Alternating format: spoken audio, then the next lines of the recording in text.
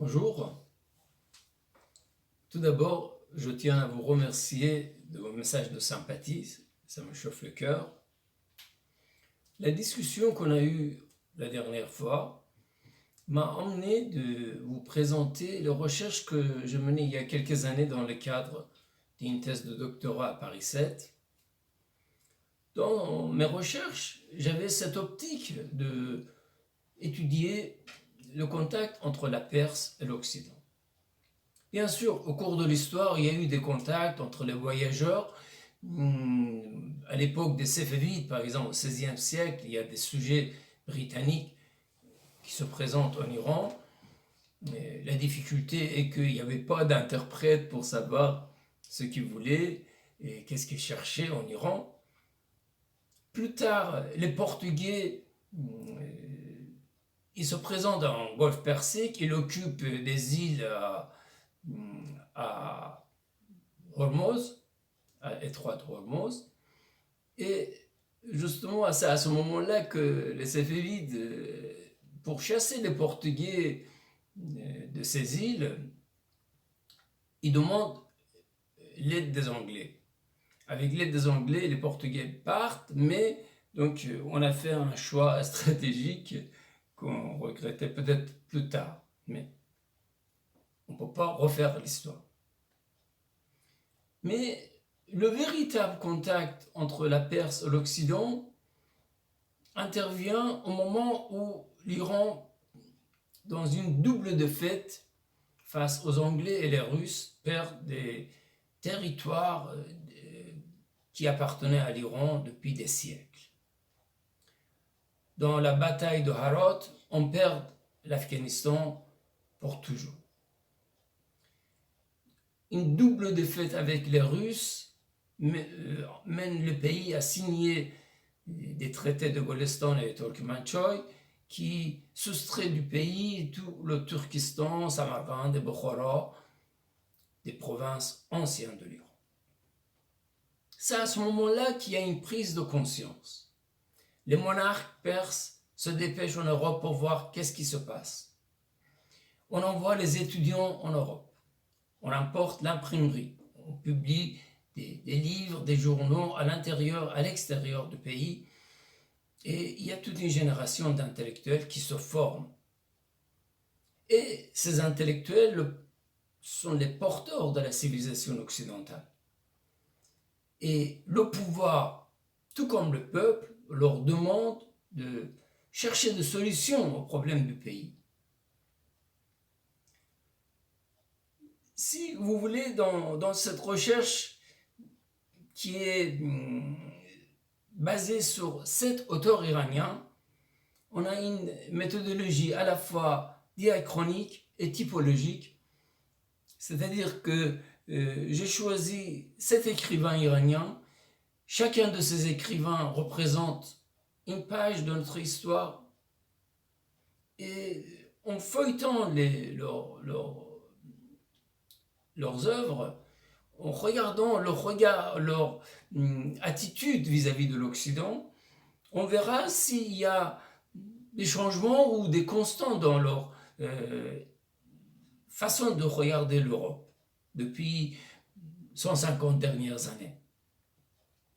Le premier de ces auteurs est Mizrahi Kermani, qui opte pour une adoption pure et simple de la civilisation occidentale.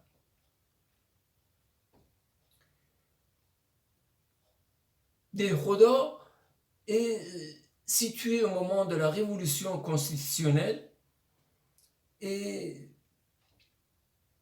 lui également, il est ouvert à la culture occidentale.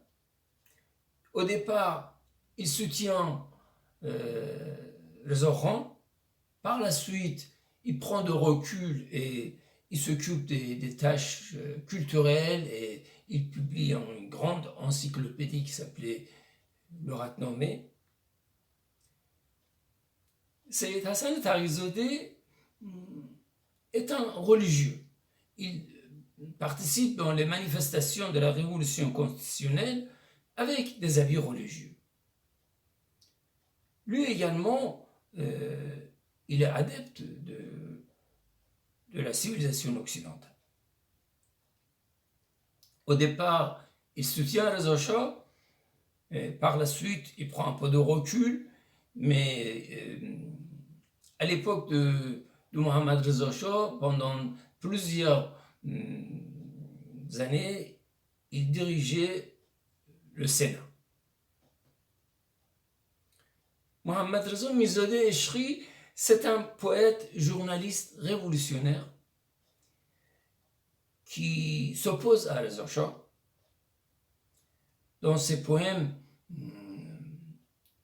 il prend une révolution, une ملک یک انقلاب میخواهد و بس خونریزی بی حساب میخواهد و بس امروز درخت آزادی ما از خون من و تو آب میخواهد و بس. Il se réfère à la civilisation occidentale, mais quand on regarde ses travaux, on voit que ses connaissances de la civilisation occidentale étaient approximatives. Reza Shah n'était pas d'accord avec la façon il s'opposait à lui et il le fait assassiner devant chez lui. Sayyid Fakhruddin Shadman, c'est un écrivain qui prône la conquête de la civilisation occidentale. Il dit, pour conquérir la civilisation occidentale, il faut s'imprégner de leur culture. Il faut que dans les maisons iraniennes, dans chaque bibliothèque iranienne, il y a plein d'œuvres européennes traduites en persan. Ahmad Kassavi, c'est un religieux défroqué. Il est rédacteur d'articles politiques dans la presse et il publie plusieurs livres sur l'histoire de l'Iran. Il s'oppose à l'islam, au clerc, et il terminera à créer une nouvelle religion qui est Pakdini, et il sera assassiné par Fadaïn d'Islam à Téhéran. Allah Ahmad, il est héritier de toutes ces tendances intellectuelles en Iran. Il est né dans une famille religieuse. Son père lui demande de ne plus continuer les études classiques et rentrer dans l'école coranique et devenir un religieux comme lui. Lui, il n'était pas d'accord et il va au cours de soir, il continue ses études et dans la journée, il travaille dans une horlogerie pour vivre. Plus tard, il adhère au Parti communiste iranien et il se trouve très vite au parti central, comité central du parti Tudeh. Et un jour, au moment de la Seconde Guerre mondiale, lorsque l'Iran était envahi par les Russes dans le nord et les Anglais dans le sud, il participe dans une manifestation et il se rend compte que cette manifestation du Parti communiste iranien était protégée par le Shah russe. C'est à ce moment-là qu'il arrache son brassard et dit non, c'est pas possible qu'on soit protégé à l'intérieur de notre pays par le Shah russe. Il voyage à la Mecque, il va à Najaf pour rencontrer Ayatollah Khomeini et dans son livre Al-Khidmat wa Khiyonat Roshan Fikran, qui est une critique contre les intellectuels, il publie le discours de l'Ayatollah Khomeini contre la capitulation et l'ingérence des États-Unis dans les affaires intérieures de l'Iran. Si vous souhaitez, on va continuer de feuilleter ensemble les œuvres de ces écrivains. On va essayer de voir s'il y a des changements, s'il y a des constantes dans leur attitude vis-à-vis de l'Occident.